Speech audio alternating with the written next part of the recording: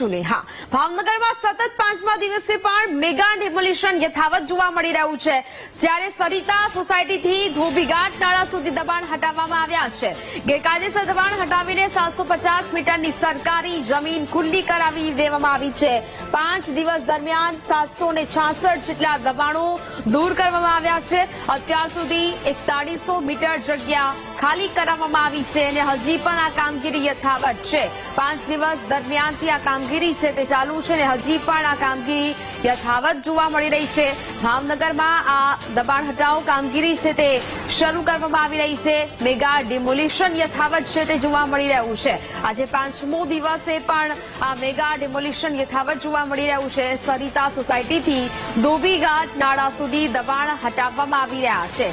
ગેરકાયદેસર દબાણો પર બુલડોઝર છે તે ફર્યું છે। 750 મીટરની સરકારી જમીન છે તે ખુલ્લી કરી દેવામાં આવી છે। 5 દિવસ દરમિયાન વધુ દબાણો છે તે પણ દૂર કરવામાં આવશે।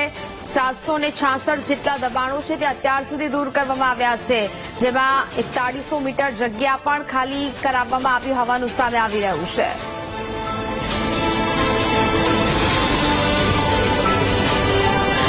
સંવાદદાતા ભૌમિક ફોનલાઈન પર જોડાયા છે। ભૌમિક, ભાવનગરમાં મેગા ડિમોલિશન ચાલી રહ્યું છે, 5મા દિવસે પણ કામગીરી યથાવત, શું અપડેટ?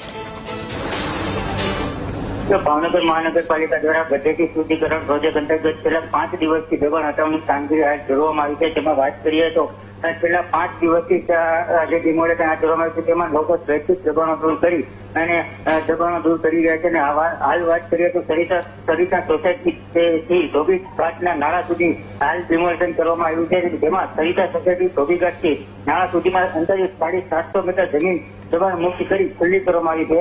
અને કુલ 5 દિવસની વાત કરીએ તો કુલ 5 દિવસમાં 766 દબાણો દૂર કરી કુલ 4100 મીટર જગ્યા ખુલ્લી કરવામાં આવી છે। અને હાલ જે છે એ તમામ કામગીરી હાથ ધરવામાં આવી છે।